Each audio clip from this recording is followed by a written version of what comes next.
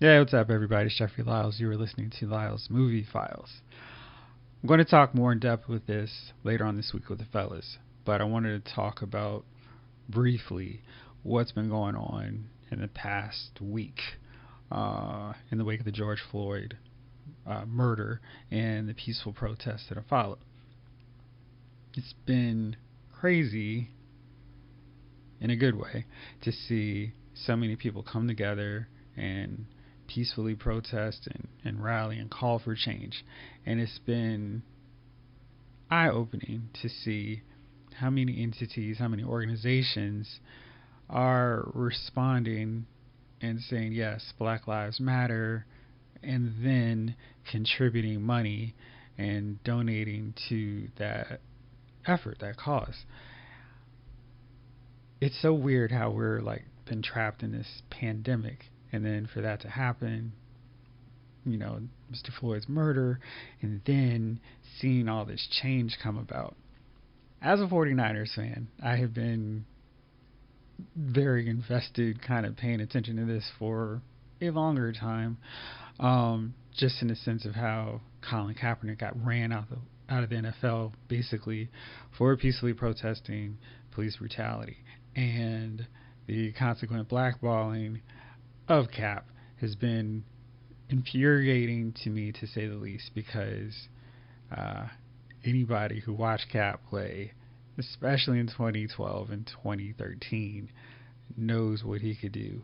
And his final year in the league, when he beat out Blaine Gabbert, I always had this hard time not trashing Blaine Gabbert every time I think of his name or his name gets mentioned, because the lame 49ers play-by-play announcer Ted Robinson touted the company line at the time of, oh yeah, Blaine's so much better than Cap at this moment. It's like, come on, dude.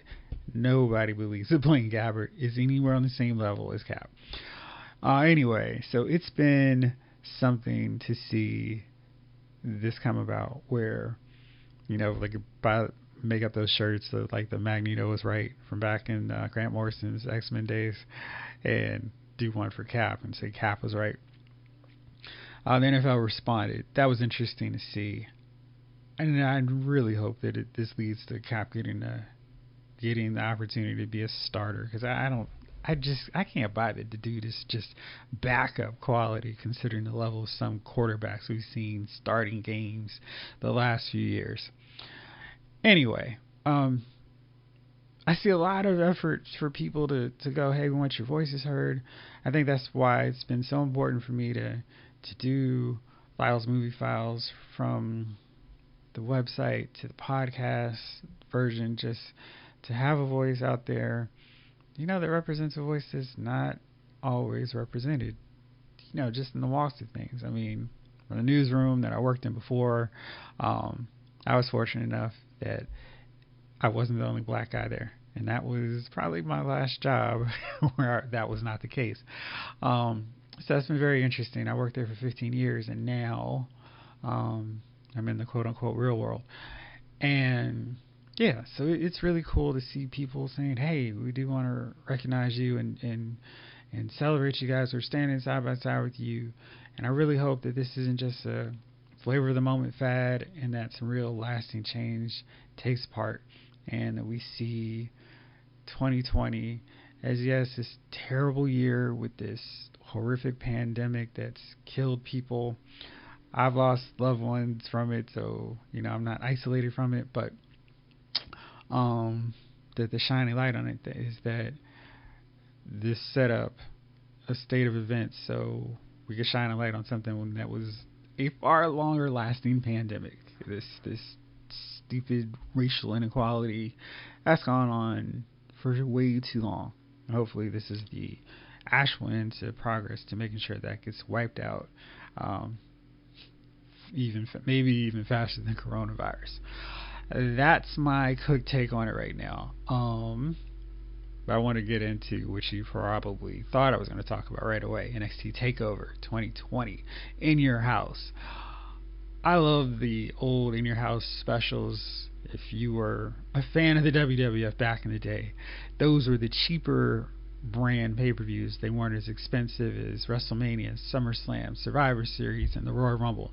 These were the affordable ones before Eric Bischoff and Vince McMahon realized we could have pay-per-views every month and people will pay for them. So In Your House is cool. I've been a long time WWF fan, so I remember the first one, second, third, and it's just like, okay, cool, this is fun. But how would the NXT brand work with this?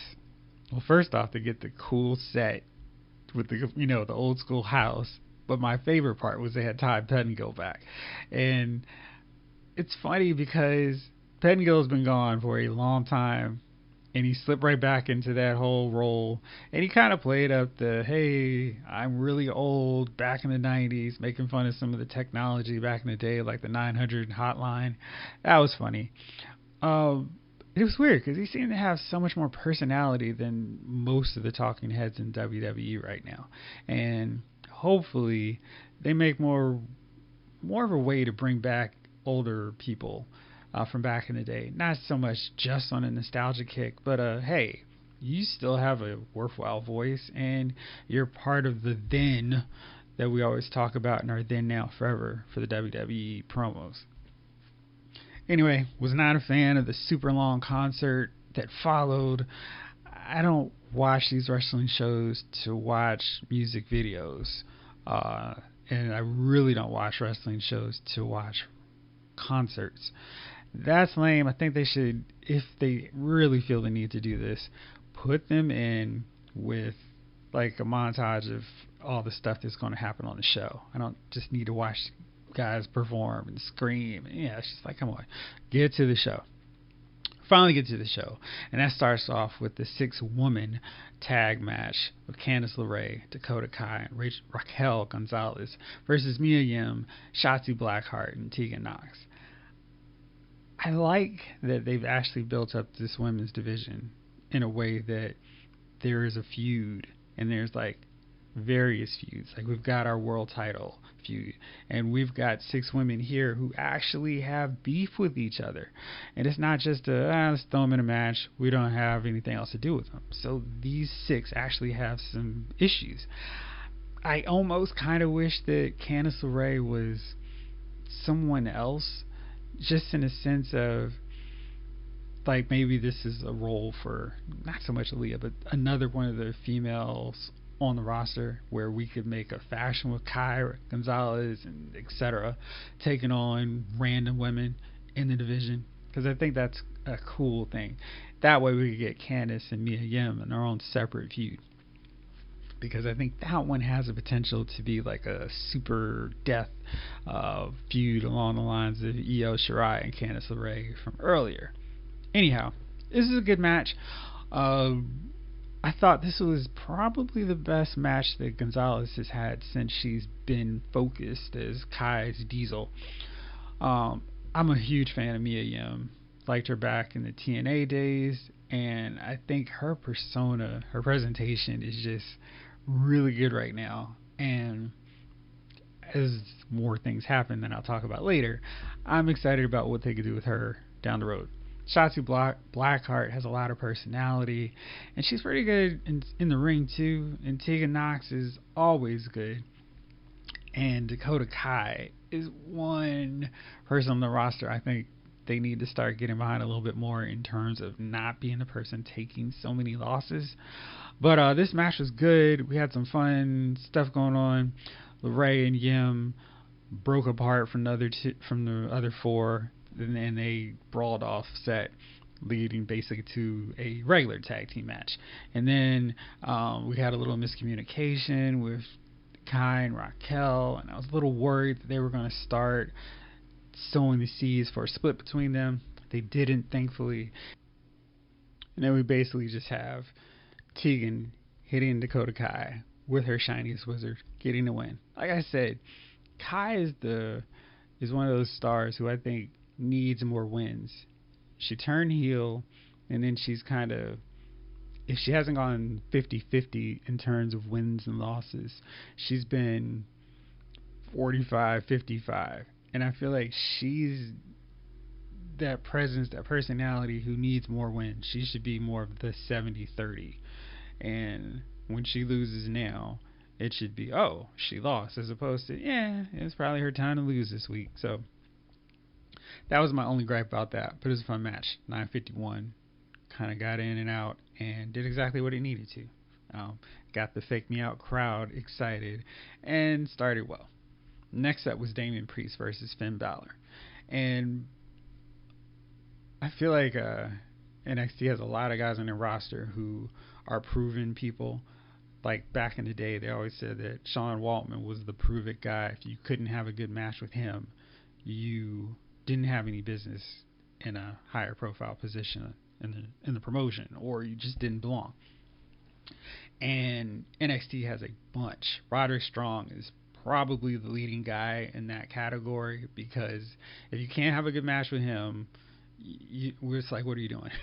And Finn Balor is like that too, but I think he's more of the prove it guy for the main event stars. Like, yeah, if you're going to get up to this level, you need to be able to have a good match with Finn Balor.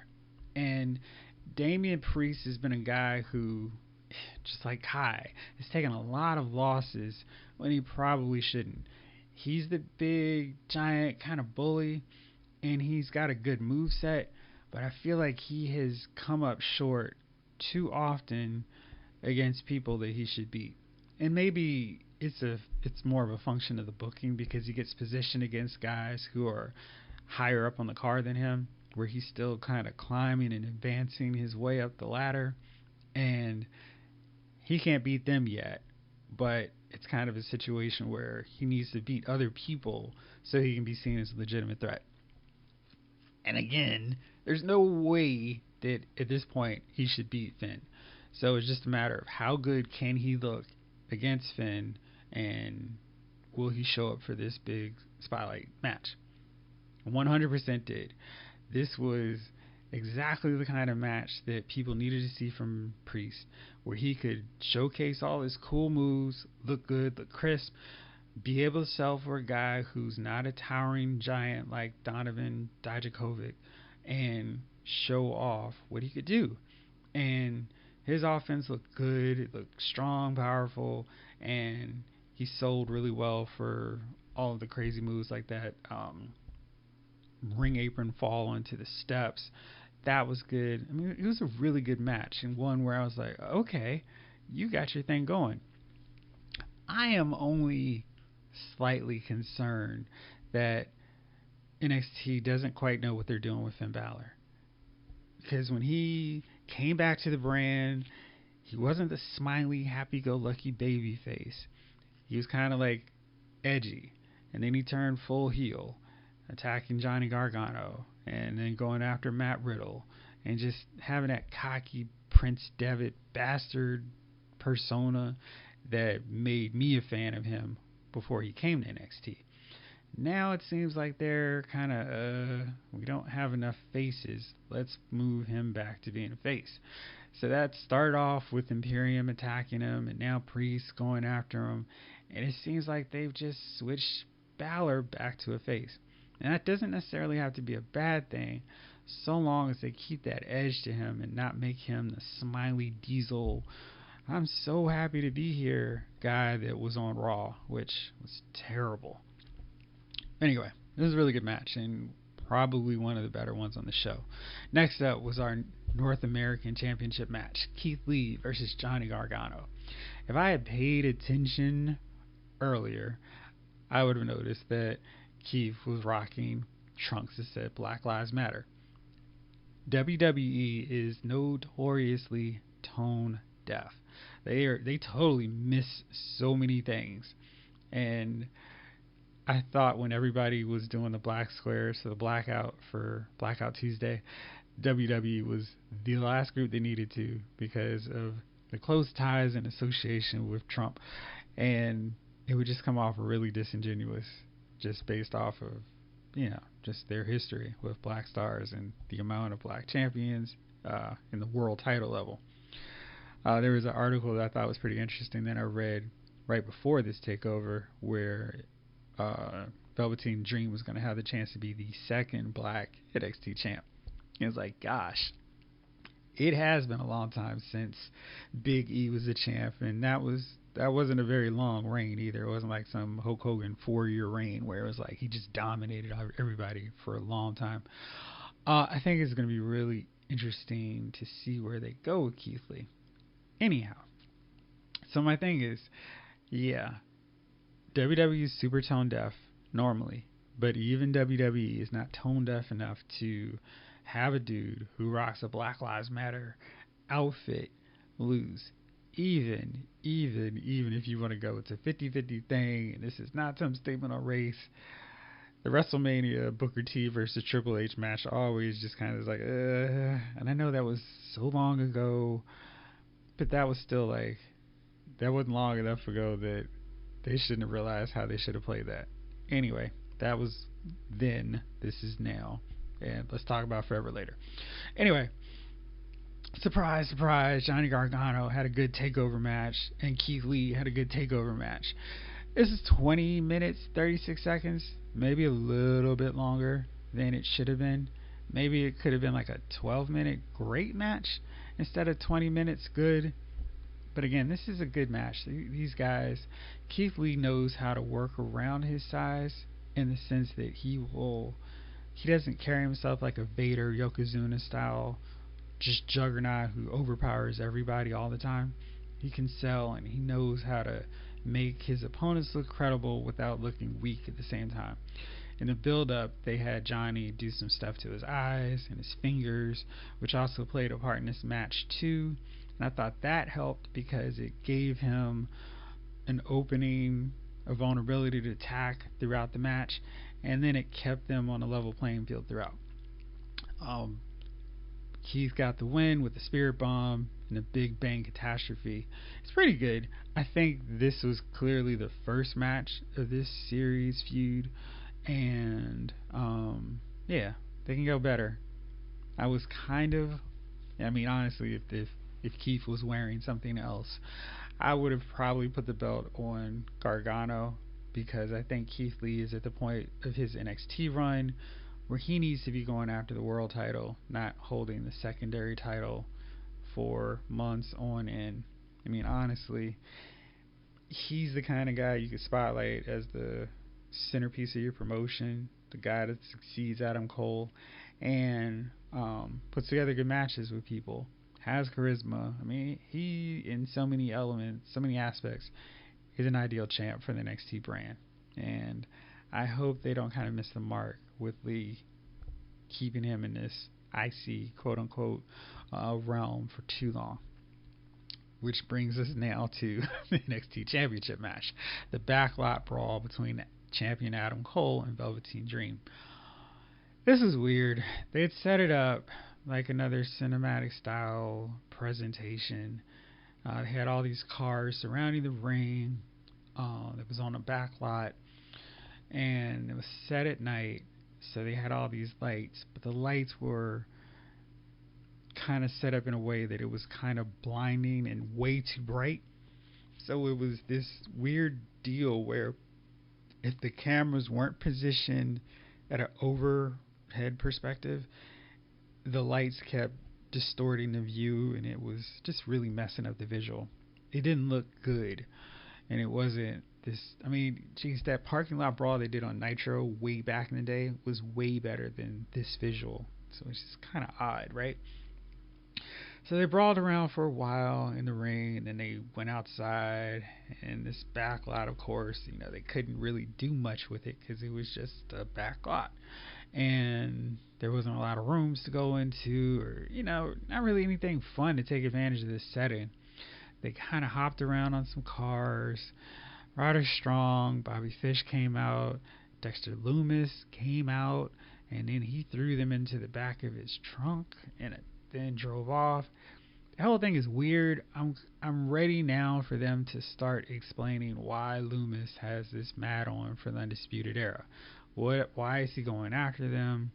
Like, he hasn't said a word. They need someone to explain why this is going on, because it's just weird at this point. And yeah, like, why of all the people on the roster he's deciding to help Velveteen Dream out so much. It's really weird. I almost thought they were going to take this to a different direction where they're going to have Dream and Dexter start fighting because it cost them the title again. It's just weird. So anyway, Cole manages to escape a Dream Valley driver and then the Purple Rainmaker, which is awkward because he was in a chair and then Dream hit him with the Rainmaker off the top. It just looked kind of weird. Didn't look like something that was going to get a 3 count. And then Cole kind of rebounded and hit the Panama Sunrise onto a pile of chairs in the ECW style finish.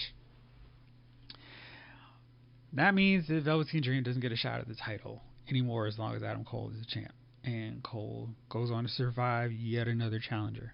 I have not really enjoyed Dream's return since his injury, and that seems like it was a long time ago, back when wrestling still had crowds. I think he's one of those guys that really needs the genuine audience to get into his stick. Like, he really feeds off of them. They go along with what he's doing, which makes me kind of wonder if he will succeed on the main roster if they don't get what he's doing like they do in NXT. He's, he does his thing. He wrestles. I like the Negan cosplay at the start. That was funny. And played off the whole car lights thing. But gosh, I don't know. I still think they can do something with him, but I'm not. I think they need to kind of figure out what direction they're going to take him in. If they're going to keep having him as a kind of funny guy and Rick Rude heel guy, or what. Because I think he's just all over the place in terms of his character and where they want to take him. And I think with this loss, maybe they move him up to the main roster. But I think another fun thing that they could do is have Dream be Adam Cole's tormentor. Like, with these kind of stipulations, I don't feel like I've ever seen in wrestling where you've seen a guy who gets, hey, you can't ever get a shot at my title so long as I'm the champ. And it's like they never then try to screw them out of that shot. Like, for me, if I was Velveteen Dream, I would then go on to try to cheat in every Adam Cole title match to cost him the title so I could get another shot at the belt. And I bet we're probably not going to see that, but I think that would be something really cool and fun to do. Alright, so that's it. That match was probably my least favorite of the show. It's just kind of there. The visual was not good, and I need some explanation on Dexter Lumis at this point. Next up, Karrion Kross versus Tommaso Ciampa. It was weird because I had totally forgotten this match. It seemed like an odd place to put this, after we had 2 back-to-back championship matches. And normally with the NXT TakeOver setup, they just go into a run of title matches. So it was odd to have this little interruption. Kross is a guy I first saw on Impact, so I haven't really followed him for a long time, but he was really good and really entertaining there, and I have really high hopes for him here in NXT. I was excited about seeing him, and he does some good work beating up the fake guys, the scrubs / jobbers, and now it's time to see what he would do against a big person, a big name on the NXT brand. Former champ, I guess the former champ, right? And see how he does. And he killed Ciampa. It was so weird. It felt like watching Z-Man fighting Vader, or Big Van Vader, back in the Great American Bash 90, where he just had basically no offense. He just got squashed, taken out like nothing. Like, Kross basically treated Ciampa like he has every other jobber on the roster in his prelim matches so far. It was almost shocking because Ciampa the dude has been featured, so strong on this brand for so long. To see him just get demolished was like, whoa. I almost feel like it was a waste of Ciampa in this spot because it wasn't necessarily this really got crossover. It just felt like, wow, okay. Has Ciampa entered the Tito Santana post Strikeforce part of his career where he is going to get the next level talent over but won't be in the running for the championship anymore? It felt really weird. and I was surprised at how he was just like trash, like he was just a loser. Very interesting stuff, and yeah, Cross looked like a world beater to the point where I don't know who they're going to have, give him a fight at this point. Maybe we do Cross versus Keith Lee, but yeah, if Ciampa gets taken out like that, I don't know what they're gonna do. And yeah, it was crazy. So yeah, it was like 5 minutes, and yeah, I was really shocked. Next up, NXT Women's Championship, the main event: Charlotte Flair versus Io Shirai versus Rhea Ripley. About midway through this match, I started having WrestleMania 20 flashbacks with Triple H and Shawn Michaels and Chris Benoit in this triple threat, where it felt like the real story was Shawn Michaels and Triple H, and Benoit just so happened to be there for the ride. And it felt like Io was kind of there for the ride, and the main thing that was the focus here was Charlotte versus Rhea. I think the commentary with Charlotte makes me very annoyed with her as an in-ring performer, because they go, she's been in 80 championship matches, as if that's some testament to her being so great, or instead of just like, hey, she's a favorite of the people that book the matches. I think you could say that back in the days before it was just commonplace that, hey, this is fake and it's all scripted and whatever. But trying to tout her record in title matches just makes her sound like Roman Reigns, where, yeah, she gets all the opportunities because she's the favorite. And Charlotte's a great heel. She does a really good job of making herself annoying, and I think that she's so physically dominant over everybody else in the roster that it kind of hurts her in that sense, because it's this thing where, oh, she's so amazing, she's the queen, she's a goddess, etc. Actually, I think they called Alexa Bliss a goddess, but it's hard to keep track of all their 1,000,002 nicknames for everybody. But one thing that really stood out to me, and I just totally came in assuming that Io was going to take the pin, or she was going to take the pin for Rhea so Charlotte could complain that she never lost the title, or she was just going to get beat by Charlotte. So I was looking at Io this match, just remarking at how she was really trying to make herself look like, or she was putting forth her best effort so she didn't look like a loser even if she lost, right? So it was one of those Steve Austin, Bret Hart WrestleMania things. Hey, yeah, I lost the match, but I'm going to look good in defeat. Shawn Michaels, Razor Ramon. You get it. And she just really sees this moment like, yeah, I am going to be the star of this match. She went up to the top of the house, took a dive, it looked good. And just all her moves look really good. Like, she looks so small and tiny next to Charlotte, but Charlotte did a good job of selling her offense and not making it look like the height and size wasn't the end all be all. Like, she sold the moves like, ow, man, she's getting my knee, she's getting my leg, she's just like this annoying little gnat, but her stuff hurts. I feel like they've tried a lot to make Rhea the superstar breakout on the women's division, but I felt for a long time that Io was the real star. So then it was very shocking when Charlotte brought out a kendo stick and then put the figure 8 on Rhea, and then Io hit the moonsault and actually pinned Rhea to get the title. It was totally shocking, and like I said, it felt like that moment with WrestleMania 20 where it's like, gosh, you just know they're not going to put the belt on Benoit. It's just going to be another Shawn Michaels Triple H thing. But that was not the case here. They actually put it on Io. I'm excited about this because I hated when Charlotte got the belt. I think I said this on the last recap I did. But Charlotte's one of those made women that doesn't accomplish anything, coming to NXT and taking the title, beating the scrap heap of people that Shayna Baszler already beat.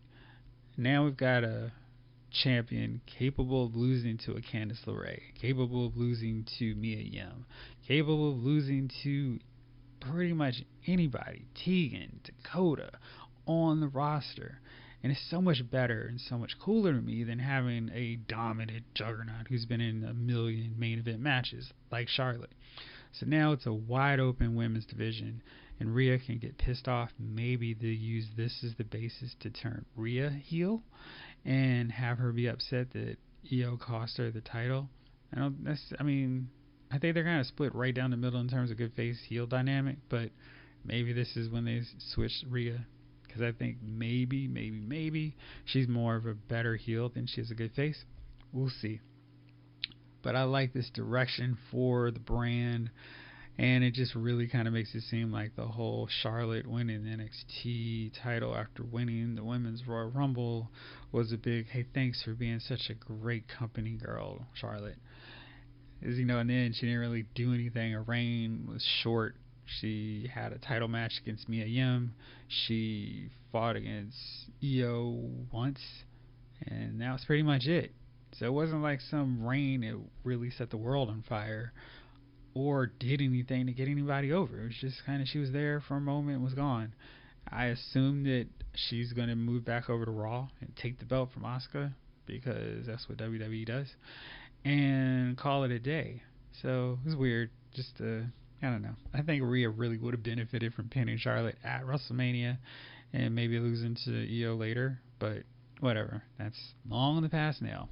I'm excited because Io's a champ, and there's so many more possibilities for that women's division, which I think really benefits from having a champ like Io as the headliner. Alright, so in the whole, this was oddly a weaker takeover. I mean, just take a look at all the match of the year candidates that always come out of a takeover. I don't think this one had that, oh man, this is definitely a match of the year. I think the best match was probably the main event. Next up was the was the Priest and Balor match. Yeah. I think if you like Charlotte and Io and Rhea, you definitely need to check that out. But otherwise, this was like a show that you could kind of catch on recap and not really miss. I think Damian Priest really had his breakout moment, and the key here is where they go next. There's an interesting moment at the end of their match that cut off kind of quick that I was wondering where they were going to go with it. But they, like Balor looked at Priest kind of on the side, like, okay. And I've been wondering, back when they were doing heel Balor, if they wouldn't create a Balor Club in NXT, put a bunch of people around him so he could get payback on the Undisputed Era because they screwed him out of the title.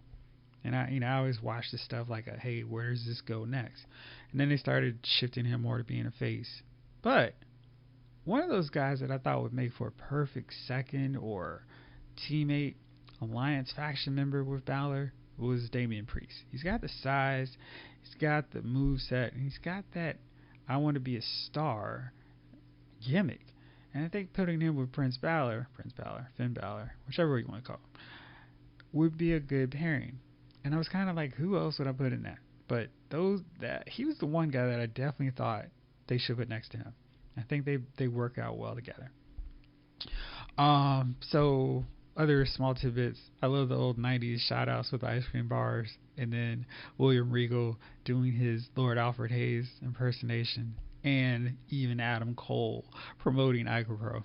Funny stuff. I'm all aboard all of those nostalgia kicks because that's my sweet spot, especially with wrestling. All right, so that's it. Where would I give this show on a 10 scale? Probably 7.5. I mean, it's not like there's a lot of fresh content out there to watch, so I would watch it on that basis. If you're somehow strapped for time, watch the main event. It's pretty good stuff. And yeah. So like I said, I'll be back with the fellas later on this week, and we're going to break down all the big stuff that's been going on with Black Lives Matter, and I'm sure that's going to be a very heated and passionate discussion, so hope you'll tune in. And for now, I'm checking out. Thank you as always for listening. This episode of Lyle's Movie Files has been filed.